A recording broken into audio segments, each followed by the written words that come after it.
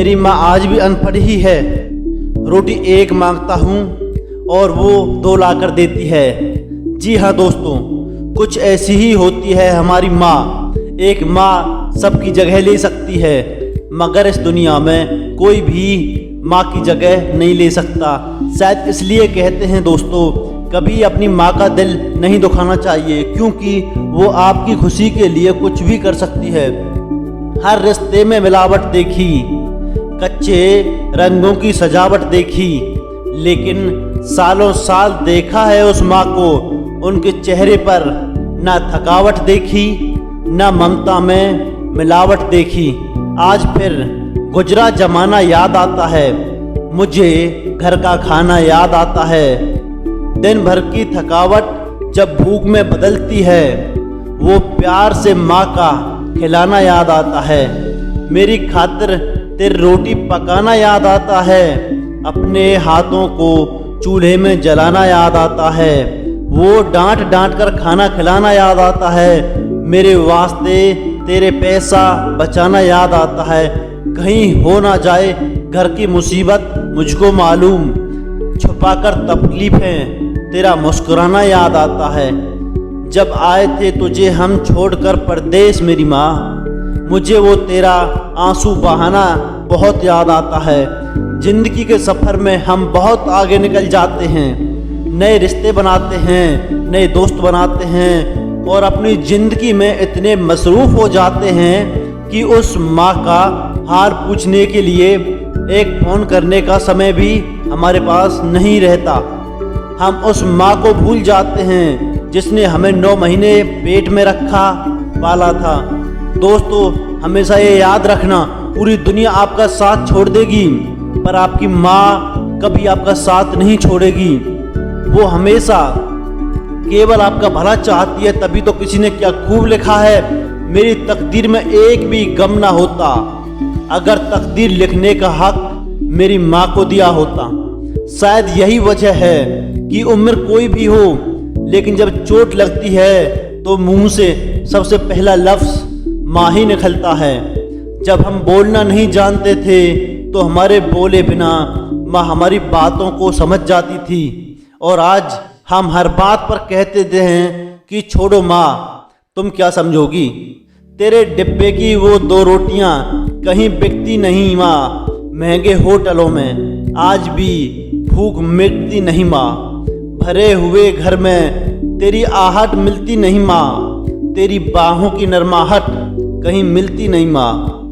मैं तन पर लादे फिरता हूँ तो साला रेशमी, लेकिन तेरी गोदी की गर्माहट कहीं मिलती नहीं माँ। दोस्तों, कुछ ऐसी ही होती है माँ। अपने बच्चों के सपनों के लिए अपनी बहुत सी ख्वाहिशों का त्याग सिर्फ माँ ही कर सकती है।